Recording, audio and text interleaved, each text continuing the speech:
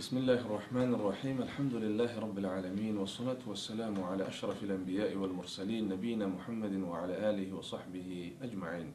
قال الله سبحانه وتعالى: أعوذ بالله من الشيطان الرجيم.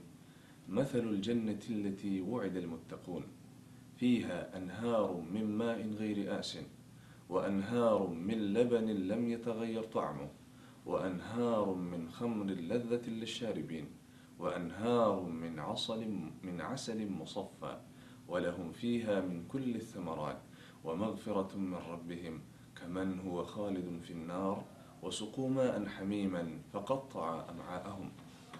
زماعزة منذ الله سبحانه وتعالى فرمي شده هغا جنة صفت أو ده هغي وصف شده مؤمنان سرا ده هغي وعدك لشودا بهغي كي قسم نعمتنا دي ويو نعمت پکی داده چې پاغي کې نهرونه دي او چینی پکی دي د داسې بهترین اوبو او همدارنګه په هغې کې چینی دي من لبن لم يتغير طعمه، داسې بهترین پی دي چې د هغې خوند نه بدلیږي، بهترین خوند دی. او همدارنګه د جنتي شرابو نهرونه پکی دي او همدارنګه صفا شهد پکی دی. او همدارنګه الله سبحانه وتعالى فرمای ولهم فيها من كل الثمرات، او په جنت کې د دې مؤمنانو لپاره هر قسمه میوې دي. به الله سبحانه وتعالى فرمای چې انسان ته سوچ وکړه چې کس ته دومره نعمتونه ملاویږي کمن هو خالد في النار، آیا د هغه چا په شان کېدلی شي چې هغه په اور کې پروت دی.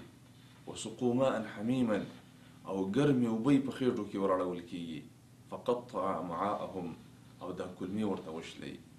دا حالت برابرېدلی شي؟ جواب دا دی چې نه، هېڅکله دا دواړه له یو بل سره برابر نه دي، بلکې دا یو په ډېر لوی نعمتونو کې دی او دا بل په ډېر لوی مصیبتونو او تکلیفونو کې دی. زما عزتمندو، هغه اعمال اختیارول پکار دي چې د هغې په وجه باندې انسان د اور نه بچ کېږي او د جنت والا ونه ګرځي، او د دې اهتمام کول پکار دي، او دا واړه نه دي ګڼل پکار. ځکه کېدای شي چې الله سبحانه وتعالی زموږ او ستاسو نه په یو وړوکي عمل باندې رضا شي او جنت ته داخل کړي، ځکه چې الله سبحانه وتعالی چې د چا نه رضا شه به جنت ته رسوي. د دې د وجې نه موږ هغه اسباب ذکر کول چې د هغې په وجه باندې انسان د اور نه بچ کېږي. نو د هغه اسبابو له جملې څخه دا هم د زما عزتمندو چې الذب والدفاع عن عرض المؤمن وهو غائب. یو مسلمان ورور دی، د هغې په هغې باندې تجاوز کېږي، د هغې غیبت کېږي، په هغې باندې ظلم کېږي او هغه نشته دی، غایب دی. نو پکار ده چې بل مؤمن د هغې دفاع وکړي او بزدله نه شي چې چپ پاتې شي، بلکې دغه غیبت کوونکي ته چې د هغه باندې تجاوز کوي دته نصیحت وکړي چې د الله نه وویرېږه، دغه یو مسلمان دی، مؤمن دی، ولې د هغې په عزت باندې حمله کې، ولې د هغې غیبت کې، ولې هغه پسې بد وي. رسول الله صلی الله علیه وسلم فرمایي چې چا د یو مؤمن بنده د هغې د عزت نه دفاع وکړله او هغه غایب و، نو رسول الله فرمایي چې په الله سبحانه وتعالی باندې دا حق دی چې دا انسان د اور نه بچ کړي.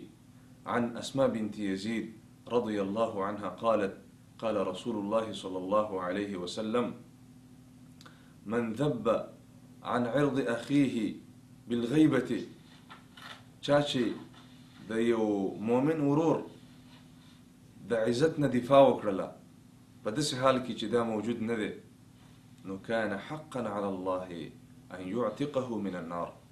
رسول الله فرمایي چې په الله سبحانه وتعالی باندې دا حق ده چې دا انسان به د اور نه بچ کوي. حق معنا دا ده چې الله سبحانه وتعالی دا فضل کوي په دې انسان باندې، دا احسان ورسره کوي چې د اور نه بچ کوي. زما عزتمندو پکار ده چې موږ او تاسو د مؤمنانو دفاع وکړو، او دا خصوصا په دې زمانه کې د فتنې زیاتې شوي، په صالحینو علماو پسې خلک خبرې کوي، په صالحینو بندګانو پسې خلک خبرې کوي. نو په هر مجلس کې باید د مؤمنانو موږ او تاسو دفاع وکړو. الله سبحانه وتعالی دې موږ او تاسو د اور نه بچ کړي او الله سبحانه وتعالى دي منغو تاسو جنة ولا ونوغر زي. والسلام عليكم ورحمة الله وبركاته.